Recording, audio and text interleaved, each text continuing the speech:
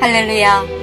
오늘도 하나님께서 주시는 말씀을 통하여 위로와 평안이 있으시길 간절히 소망합니다.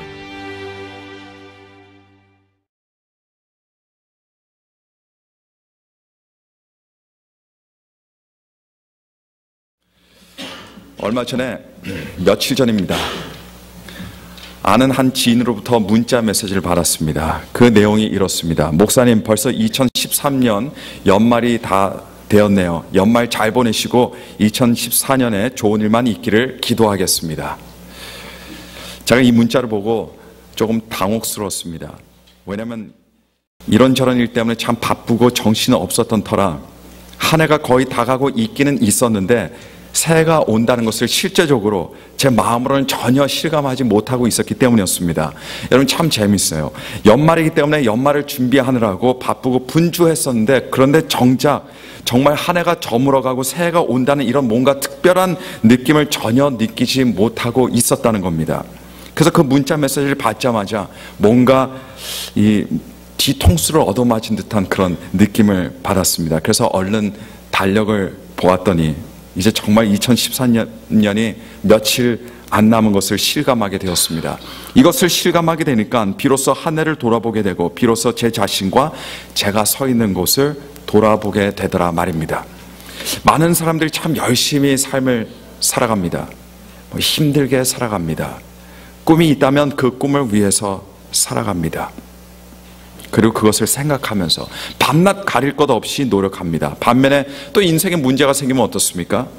그 문제 속에 파묻혀서 그 문제만 생각하고 그 문제로 인해서 괴로워하면서 나도 모르게 그 문제에 집착하면서 살아가게 됩니다.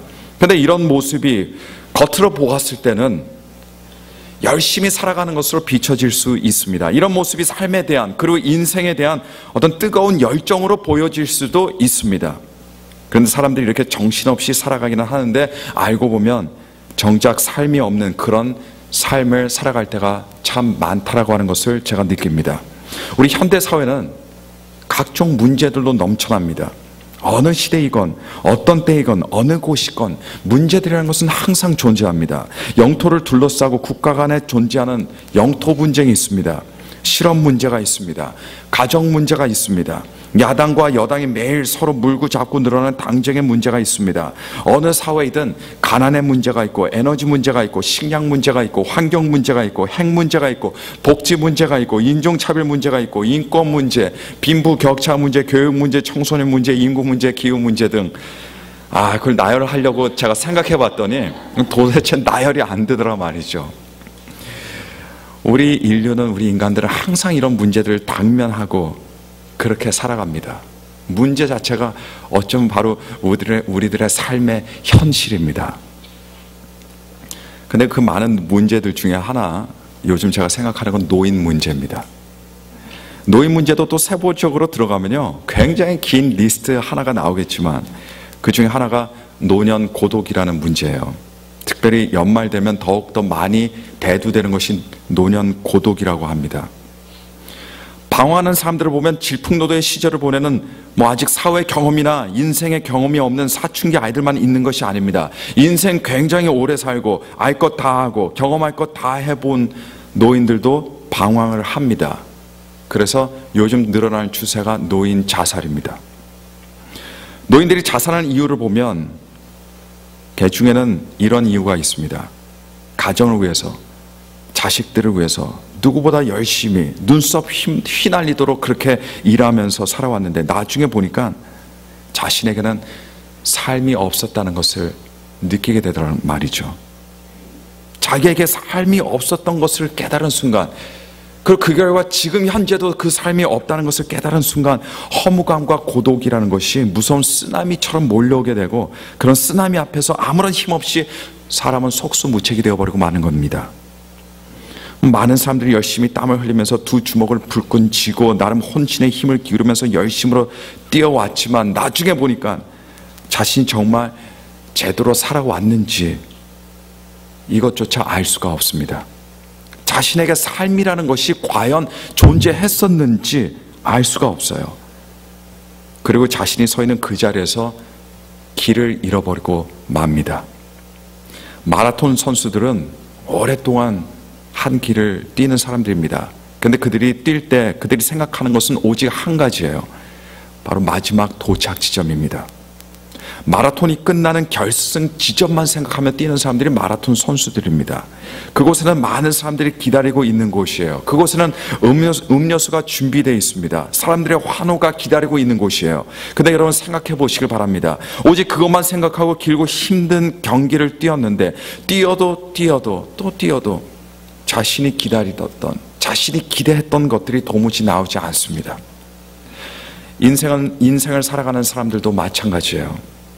예상대로라면, 모든 사람들의 예상대로라면 열심히 뛰고 그리고 열심히 살고 나서 내가 도달한 곳이 어떤 곳이 되어야 되는 겁니까? 뭔가 풍요로움이 있는 곳이 되어야 돼요. 뭔가 큰 보람이 있는 곳이 되어야 되는 것이 맞는 겁니다. 기쁨과 사람들의 환호가 있는 곳이 바로 그곳이 되어야 되는 것이 맞습니다. 그런데 기대했던 그런 것들이 없어요. 생각했던 그런 것들이 없습니다. 젊은 시절 자기를 붙잡아 주었던 그 생각과 그 바람조차를 찾을 수가 없어요. 그러다 보니까 예기치 못했던 고독이 몰려오고 외로움이 몰려오는 겁니다. 인생은 모래가 많은 사막을 걷는 것으로 비교를 한다면 정말 목이 타고 뜨겁고 힘든 길을 참 오랫동안 걸어야 되는 것이 인생입니다. 자신이 원하는 방향으로, 아니 맞다라고 생각하는 방향으로 걷고 또 걷습니다. 그런데 어느 순간 자신이 과연 제대로 걷고 있는지 의아심이 생기기 시작하고, 그 의아심이 생기는 순간 불안함과 의심이 자리 잡기 시작합니다. 근데 만약 자신이 걸어왔던 그 길이 틀렸다고 한다면 이건 정말 큰일이에요. 그래서 그런 마음이 들어도 일단은 무조건 내가 맞다고, 내가 자신이 맞다라고 무조건 믿고 가던 길을 걷고 또 걷습니다. 그렇게 의심을 누르고 불안함을 무시하면서 걷는데 문제는 아무리 가고 또 가도 예상하던 것들이 나오지 않아요. 원하는 곳이 나오지 않습니다. 그러다 보니 어떻게 돼요? 이제 더 이상 걸을 수가 없습니다. 버틸 힘이 없습니다. 그 순간 자신이 걸어온 길을 보기 위해서 뒤를 돌아봤더니 바람에 자신이 걸었던 발자국들조차도 모래바람 때문에 전부 깨끗이 사라져버리고 말았습니다. 자신이 어디로 가는지도 모르는데 이제는 도대체 자신이 어디에서 왔는지, 어떻게 걸어왔는지조차도 이제 모르게 된 겁니다. 사람들은 다 삶을 힘들게 어렵게 살지만 그러나 정작 삶이 없는 인생들이 참 많습니다. 오늘날 자살률이 점점 높아가는데 정작 삶 없이 살아가는 그 많은 사람들을 생각해 볼 때, 그래서 좌절하고 방황하고 삶의 의욕을 상실하는 사람들을 생각하고 그 수를 자살률과 비교해 볼 때 오히려 여러분 자살률은 절대 높은 것이 아닐 것이라고 저는 그렇게 생각합니다. 오히려 그 자살률을 보면 오히려 다행이다라고 생각할 정도 될 겁니다. 오늘 본문 말씀을 보시면요, 열심히 애착을 가지고 자신의 삶을 살기는 하는데 알고 보니까 전혀 삶이 없는 삶, 무의미한 삶, 잘못된 삶, 껍데기의 삶을 살아가는 불쌍한 한 사람을 우리는 만나보게 됩니다. 그 사람은 바로 헤롯이라는 사람이에요. 헤롯은 로마 제국의 도움을 받아서 유다의 왕이 되었던 그런 인물이었습니다. 비록 로마 제국이 유다를 다스리고 있어서 로마 제국의 황제가 실제적인 모든 권력을 가지고 있었지만 어쨌든 헤롯은 유다의 왕이라는 이 타이틀을 얻게 되었습니다.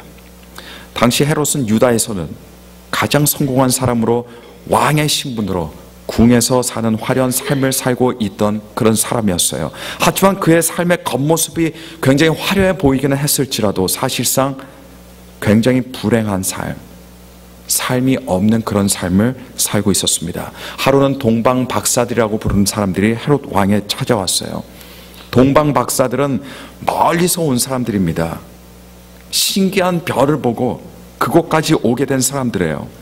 동방박사들은 당시 그들이 살던 곳에서 사회적으로나 종교적으로 굉장히 높은 위치에 있던 그런 사람들이었습니다. 그런데 이들이 별을 보고 그 먼 데까지 찾아오게 된 겁니다. 근데 과연 그 별의 정체가 무엇이었을까요? 학자들마다 이 별이 어떤 별일까 나름 의견을 제시했습니다. 어떤 사람들은 동방 박사들이 보고 온 이 별이 일종의 혜성이 아니었을까 추측하는 사람도 있고, 어떤 사람들은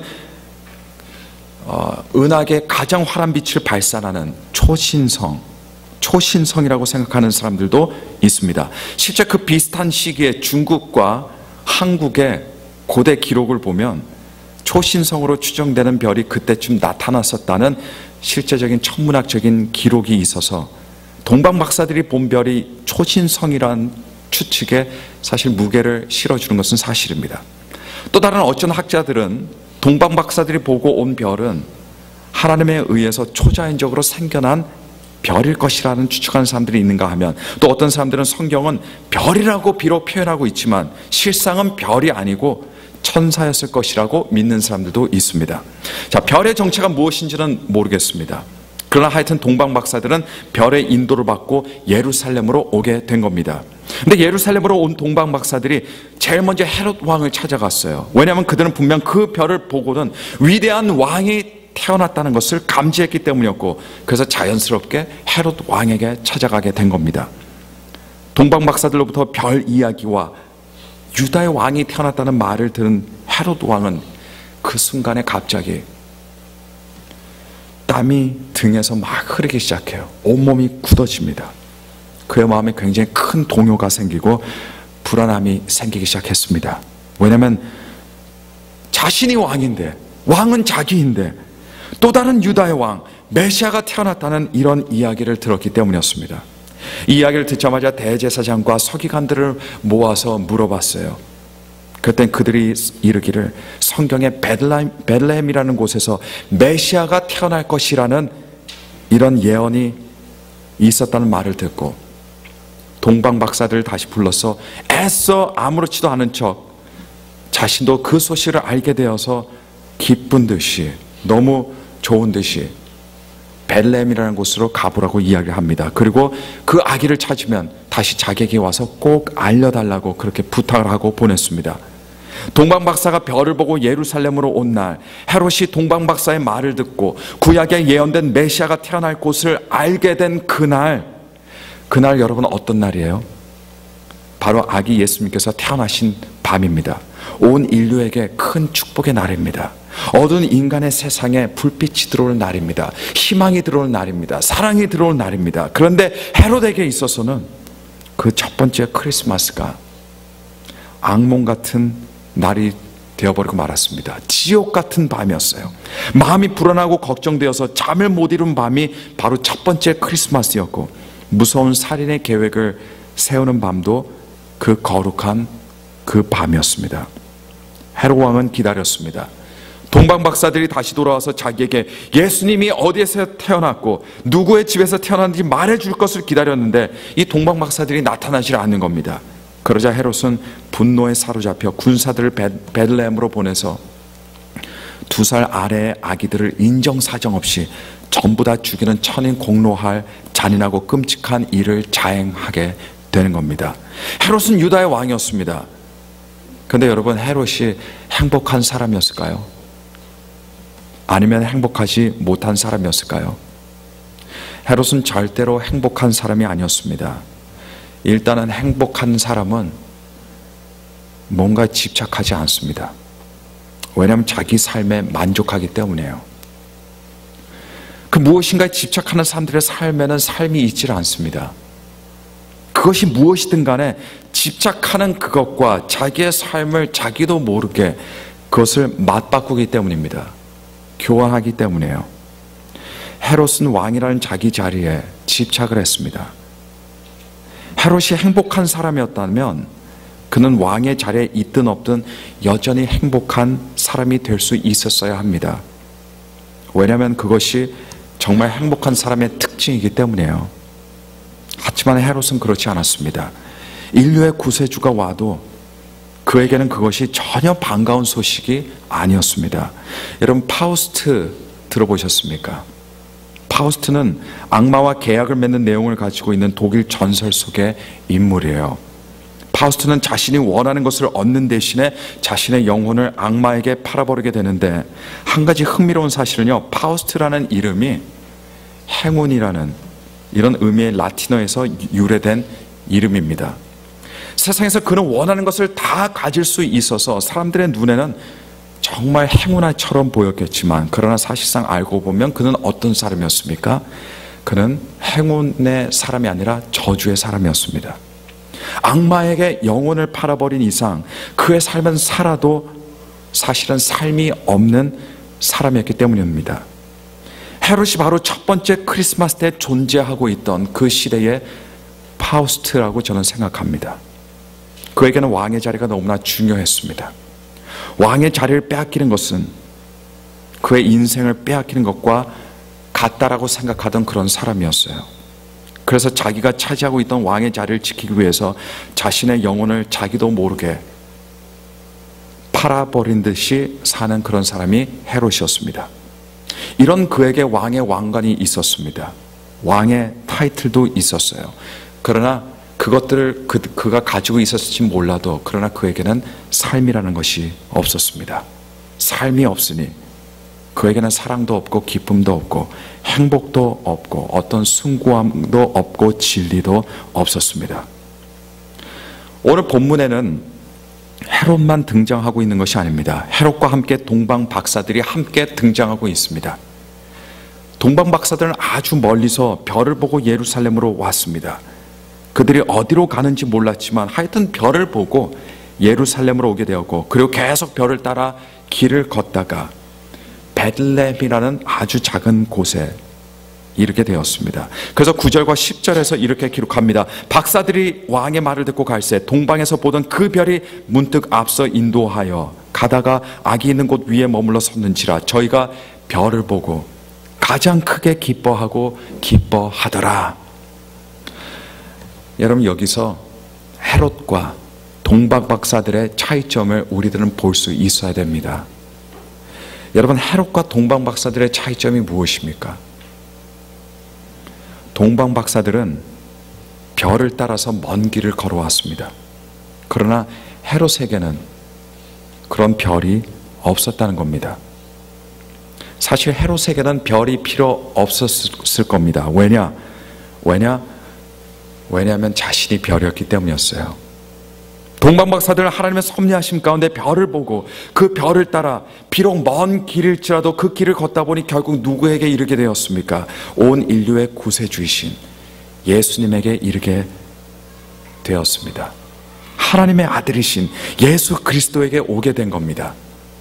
이스라엘 백성들이 애굽에서 나와서 그들은 40년 동안이나 그 긴 시간을 광야에서 지내야 했어요. 늘상 애굽이라는 곳에서만, 그것도 노예로 살았는데 그들에게 있어서 거치고 험한 광야는 결코 쉬운 곳이 아니었습니다. 큰 나라의 노예로만 살던 이런 그들에게 있어서 거칠고 험한 광야에서 생존할 수 있는 그런 노하우가 전혀 있지 않았어요. 더군다나 군사훈련을 받아본 적도 없는 그들입니다. 그런데 곳곳에 적군들조차 도사리고 있던 곳이 광야입니다.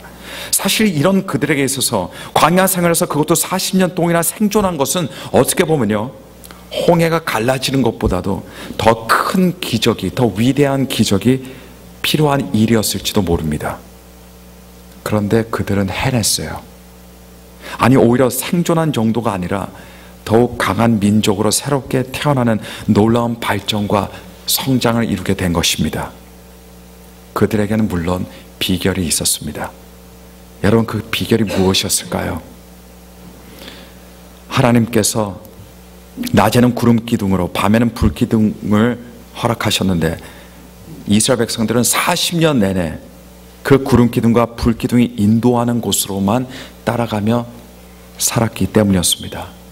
그리고 그 구름 기둥과 불 기둥을 따라가다 보니 그들은 하나님께서 약속하셨던 젖과 꿀이 흐르는 땅으로 인도함을 받을 수 있었다라는 사실입니다. 행복한 그리스도인의 삶의 비결도 바로 여러분 여기에 있습니다. 행복한 그리스도인들의 삶은 어떤 삶입니까? 그 삶은 인도를 받는 삶입니다. 인도를 받는 삶이에요.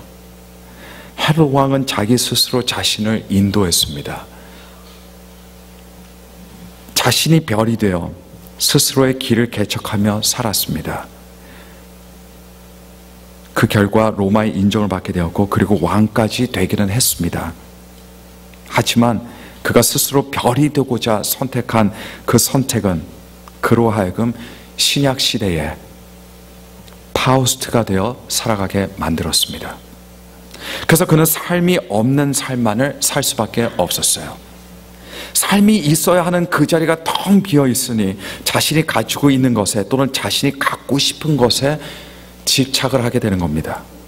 집착을 하다 보니 불안해하고 그리고 불행해지기까지 되는 겁니다. 자기가 다스리는 영토에서 아기 예수님께서 태어나셨음에도 불구하고 그는 예수님을 만나보지도 못하고 오히려 하나님의 아들이신 예수 그리스도를 대적하는 사람이 되어버리고 만 겁니다. 그러나 동방 박사들은 달랐어요. 그들은 별의 인도를 받고 오다 보니, 별의 인도를 받고 가다 보니, 별의 인도를 받고 걸어가다 보니 바로 예수 그리스도에게 이르게 된 것입니다. 사람은 하나님의 인도하심을 받아야 하는 존재입니다. 스스로 길을 찾을 수 없는 존재가 그것이 바로 인간입니다. 그래서 스스로 길을 걷다 보면 반드시 길을 잃게 돼 있어요. 여기서는 예외가 없습니다.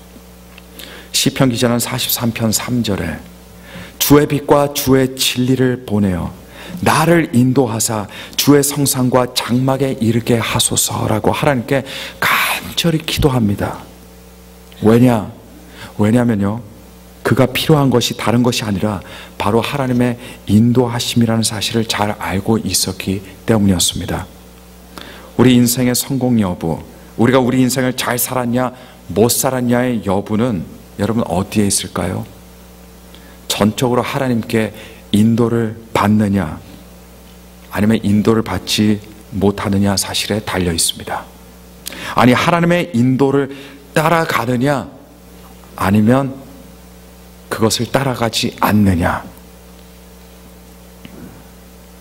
하나님의 인도하심을 받아 그 인도하신 대로 따라 사는 사람은 반드시 생명의 하나님 앞으로 인도되게 되어 있습니다. 마치 별을 보고 따라온 동방 박사들이 별을 보고 따라가면서 절대로 다른 엉뚱한 곳으로 가지 않은 것과 마찬가지입니다. 물론 별을 보고 따라가다 보니 여러분 먼 길을 가야 했습니다. 그러다 보니 춥고 배고픔도 겪어야 했을지도 몰라요. 심지어 자신의 영혼을 팔아버린 잔인한 해롭 같은 사람도 만나게 될 수도 있습니다. 하지만 하나님의 인도를 따라 끝까지 걷는 사람은 누구나가 하나님께서 계신 곳으로 나아가게 되는 겁니다. 오늘 본문 말씀 11절에 동방 박사들의 모습을 보시길 바랍니다. 11절 말씀 보니까 집에 들어가 아기와 그 모친 마리아와 함께 있는 것을 보고 엎드려 아기께 경배하고 보배합을 열어 황금과 유향과 몰약을 예물로 드리니라. 헤롯은 이 땅에 속한 그 무엇인가를 얻기 위해서 그리고 그것을 지키기 위해서 일평생 살다가 결국 삶이 없는 삶을 살았지만 그러나 동방 박사들의 모습은 전혀 다릅니다. 동방 박사들은 드리는 모습입니다. 그래서 예수님께 자신들이 가지고 온 보배합을 예수님께 드리게 됩니다. 어떤 사람들은 하나님께 귀중한 보배합을 얻기 위해서 나아가지만 그러나 어떤 사람들은 귀중한 보배합을 하나님께 가지고 그것을 드리기 위해서 하나님께 나아갑니다. 그리고 그 보배합을 드려도 자신이 일평생 쌓아뒀던 것, 모았던 것을 다 담아서 그것을 하나님께 드려도 마음의 기쁨과 만족감은 더욱더 배가 되고 헤아릴 수 없게 됩니다. 왜 그런 줄 아십니까? 왜냐하면 그들에게 있어서 보배합보다도 예수님이 더욱 귀한 존재이기 때문입니다. 그들에게 있어서 보배합보다도 예수님께서 더욱더 가치 있고 소중하고 크신 존재이시기 때문인 겁니다. 여러분, 오늘 본문 말씀은 바로 아기 예수님의 탄생에 관한 이야기입니다. 하나님께서 인간의 육신을 입고 이 땅에 태어나신 이야기입니다. 그리고 동방 박사들은 별을 보고 예수님께 나아갈 수 있었습니다. 그 별이 없었다면 동방 박사들은 예수님 앞으로 나아갈 수가 없었습니다. 그런데 예수님께서 왜 이 땅에 오셨을까요? 물론 우리를 죄에서 구원해 주시기 위해서 오셨습니다. 우리로 하여금 죄의 저주에 벗어나서 축복의 사람들이 되고 천국의 백성들로 삼고 그리고 하나님의 자녀로 만들어주시기 위해서 이 땅에 오셨습니다. 그러나 예수님께서는 그 일만 하시는 것이 아니에요. 그것뿐만이 아닙니다. 우리 주님께서는 우리를 인도해 주시는 하나님이 되어주십니다. 진리이신 예수님께서 우리를 하나님의 사랑이 있는 곳으로, 하나님의 뜻이 있는 곳으로, 하나님의 은혜가 있는 곳으로 우리를 인도해 주십니다. 사람이 하나님의 말씀을 듣고 또는 하나님의 말씀을 읽고 또는 다른 사람들의 어떤 간증을 듣고 어떤 이야기를 듣고 은혜만 받을 것이 절대 아니에요. 은혜만 받는 사람들은 아무 소용이 없는 사람들이에요. 그 은혜를 헛되게 받는 사람들입니다. 진정한 은혜는 받은 은혜를 통해서 하나님께 인도함을 받고 주님께로 나아가는 그런 일이 있어야 그것이 진정한 은혜임을 믿으시길 바랍니다. 오늘날 많은 사람들은 은혜 받기는 굉장히 익숙해요. 그리고 사실 은혜 받기를 기다리고 추구합니다. 그러나 문제는 인도하심 따라 따라가질 못합니다. 그렇게 살아가질 않습니다. 본인 스스로가 변화를 원해도 본인 스스로가 아무런 변화를 위해서 노력하는 것이 없어요. 별이 있으면 별은 인도를 해주지만 그 사람으로 하여금 그 길을 걷게 하는 것은 그 사람이 걸어야 되는 겁니다. 동방박사들이 별을 봤어요. 그것은 별의 역할이었습니다. 인도하는 별의 역할이었어요. 동방박사들은 자기들의 두 발을 가지고 바로 그 별을 따라가야만 했습니다. 그리고 따라갔기 때문에 예수 그리스도를 만나게 된 것이고 예수 그리스도를 경배하게 된 겁니다. 자리에 앉아서 예배 드리면서 은혜를 받고 그것으로 끝내는 사람은 은혜는 받는 사람이 될지언정 하나님의 인도 따라서 걸어가는 사람은 될 수가 없습니다. 결국 다른 길로 걷게 돼 있습니다. 아무리 말씀을 듣고 아무리 성경을 읽고 공부해도 아무리 기도를 많이 한다 해도 자신의 뜻을 하나님 뜻 안에 복종시켜서 매일마다 결단과 새로운 결심으로 그 인도를 따라가지 않는다면 그 삶은 그냥 그 자리에 박혀있는 묻혀있는 삶이 될 수밖에 없다는 것을 기억하시길 바랍니다. 요한계시록 22장 16절에는 나 예수는 교회들을 위하여 내 사자를 보내어 이것들을 너희에게 증거하게 하였노라. 나는 다윗의 뿌리요 자손이니 곧 광명한 새벽별이라 하시더라라고 이렇게 말씀하십니다. 예수님께서 바로 우리들의 밝게 빛나는 새벽별이 되어 주십니다. 우리 그리스도인들의 신앙생활의 관건은 스스로 별이 되는 것이 아닙니다. 우리의 별이 되시는 예수님을 발견하고 그리고 그 별을 따르는 겁니다. 세상 사람들은 마치 자기들이 스스로 별이 되어서 자신들이 인생의 방향을 정하여 살아가지만 그리스도인들은 예수님의 인도하심을 받는 사람들입니다. 자신들 스스로가 스스로를 인도하면서 살아가는 사람들은 그저 정처 없이 걸어가는 사람들이라 이내 곧 길을 잃어버리고 말지만 그러나 그리스도인들은 인도를 받으며 살기에 반드시 진리이신 하나님께로 나아가게 되는 겁니다. 진정 삶이 있는 삶, 이런 삶이 어떤 삶일까요? 바로 예수님의 인도하심을 받는 삶입니다. 별이 되시는 예수님을 따르는 삶이 진정 삶이 있는 삶, 살아도 생명이 있는 그런 삶이라는 사실을 기억하시기를 바랍니다. 사람이 진리로 나아가기 위해서는요 반드시 인도를 받아야 됩니다. 혼자 스스로 진리로 나갈 수 있는 능력도 없고 그렇게 할 수가 없습니다. 인도를 받지 않고 아무도 진리로 나아갈 수가 없습니다. 그러므로 인도를 받지 않는 인생은 헤롯 왕처럼 불행해질 수밖에 없지만 그러나 진리의 영이신 성령님을 통해 예수님의 인도를 받는 사람들은 시온의 대로로 가며 하나님께서 계신 곳으로 나아가게 되는 것을 믿으시는 저와 여러분들 되시기를 간절히 축원합니다. 우리 들으신 말씀 생각하면서 함께 기도하겠습니다. 하나님 아버지, 이 크리스마스 때에, 연말의 때에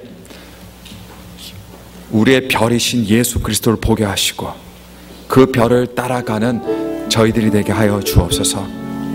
세상의 지혜와 세상의 지식과 또는 내 마음의 고집이나 내 마음의 생각을 따라가는 것이 아니라 주님께서 우리의 새벽별이 되어주심으로 날마다 그 별 따라 하나님 앞에 가까이 나아가는, 매일마다 다가가는 귀하고 거룩한 인생들이 되게 해달라고 우리 다 함께 통성으로 합심으로 함께 기도하도록 하겠습니다. 다 함께 기도하시겠습니다.